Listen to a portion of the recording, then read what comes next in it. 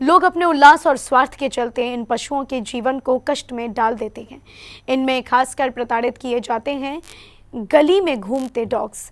ऐसे ही डॉग्स की सुरक्षा और देखभाल के लिए काम कर रही है आगरा की एक संस्था कैस्पर्स होम, जिसका संचालन कर रही है विनीता। कैस्पर्स होम की संस्थापक विनीता बचपन से ही पशु प्रेमी रही हैं। उन्होंने 9 साल की उम्र में भारतीय डॉग्स के प्रति भेदभाव महसूस किया, जिसने उन्हें सबसे उपेक्षित भारतीय नस्लों की सेवा करने के लिए प्रेरित किया। एक किशोरी के रूप में वह एनजीओ के लिए वॉलंटियर रही थी और घायल जानवरों की देखभाल में मदद करती थी और कई बेघर जानवरों को खाना खिलाती थी और उनकी देखभाल करती थी। 10 साल हो चुके हैं संस्था को, लेकिन मेरी जो जर्नी है एनिमल वेलफेयर की, उसको बचपन से ही मैं बहुत बड़ी पशु प्रेमी थी और शायद ईश्वर ने मुझे इस काम के लिए बनाया था, इसलिए मुझे भेदभाव समझ में आता था, कभी धर्म के बेसिस पे और कभी ब्रीड के बेसिस पे। तो बचपन से ही मेरा एक जुनून था कि मुझे वापस से ब्रिटिशर्स ने जो एक उनकी छीनी थी प्लेस हमारे देसी डॉग्स की, उसको वापस से वो स्टेटस लेके आना। उसके लिए मैंने बड़ी मेहनत करी और जब मेरी शादी हुई, जब मैं यहाँ पे आई दिल्ली में, तो मुझे कोई इतनी प्रॉब्लम्स नहीं थी। एक्टिविज्म मेरी स्टार्ट हुई जब मैं आगरा आई, क्योंकि आगरा में जागरूकता बिल्कुल नहीं थी और मेरे ख्याल से मेरी सबसे बड़ी उपलब्धि भी यही है क्योंकि मैंने जागरूकता बहुत सारी करी, एनजीओ के साथ जुड़ी और एक पैरावेट्स का पूरा एक बड़ा सॉलिड नेटवर्क हमने बनाया, क्योंकि एक ही हेल्पलाइन थी उस समय जो 5 बजे बंद हो जाती थी। लेकिन 2014 में एक दिल दहला देने वाली घटना के बाद, जहां उन्होंने एक शराबी बस चालक द्वारा हिट एंड रन दुर्घटना में अपने पालतू कैस्पर को खो दिया था, उनके जीवन ने पूरी तरह से अलग मोड़ ले लिया। अत्यधिक पीड़ा में विनीता ने न्याय के लिए जी जान से लड़ाई लड़ी, लेकिन कुछ नहीं हुआ। इसीलिए कैस्पर की याद में उन्होंने हजारों जरूरतमंद और प्रताड़ित कुत्तों की सेवा के लिए कैस्पर्स होम की स्थापना की। यह अब एक AWB मान्यता प्राप्त संगठन है।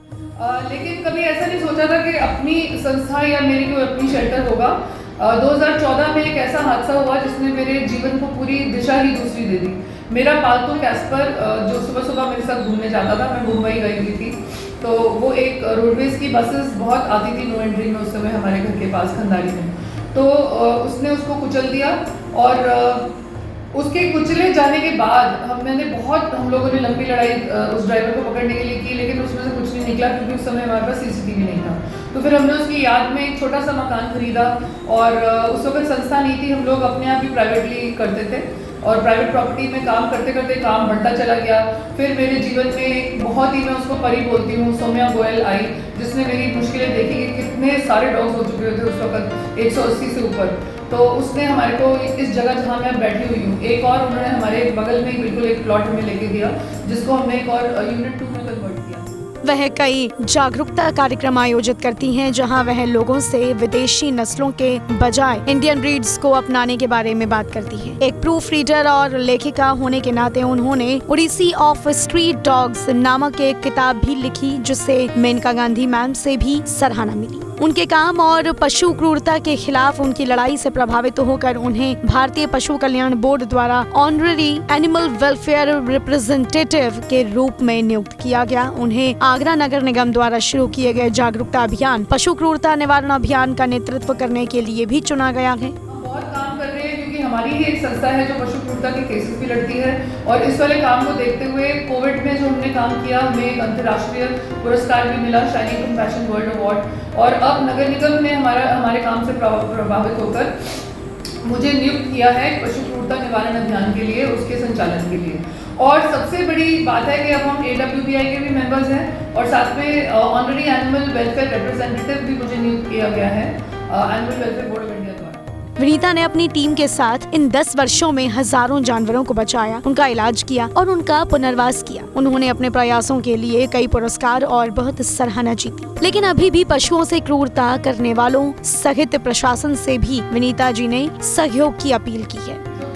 आते हैं, जो पशु क्रूरता के केसेस आते हैं, उसमें भी बार बार हमें कभी दिल्ली कभी कहीं संपर्क करना पड़ता है, तो उस चीज़ की बहुत कमी है। मैं यही अपील करना चाहूँगी अपने शहरवासियों से कि ये जो देसी डॉग्स हैं, ये हमारी देश की नस्लें हैं, इनसे इतनी नफरत मत कीजिए। पहले तो पशु क्रूरता कीजिए ही मत, लेकिन अगर इतनी पशु क्रूरता होती है तो मैं कहूँगी मेरे प्रशासन को और हमारे शासन को हमारा पूरा सहयोग करें। उनके कैस्पर्स होम ट्रस्ट को कोविड लॉकडाउन के दौरान उनके असाधारण प्रयासों के लिए अंतर्राष्ट्रीय मान्यता दी गई थी। उन्हें Supreme Master Ching Hai International Association USA द्वारा शाइनिंग वर्ल्ड कंपैशन अवार्ड दिया गया। वह वर्तमान में 2 शेल्टर यूनिट्स चला रही हैं, 218 कुत्तों और पिल्लों को आश्रय देती हैं और हर रोज सैकड़ों निराश्रित जानवरों को खाना खिलाती हैं और उनका इलाज कराती हैं। जन फोकस के लिए आगरा, उत्तर प्रदेश से ब्यूरो रिपोर्ट।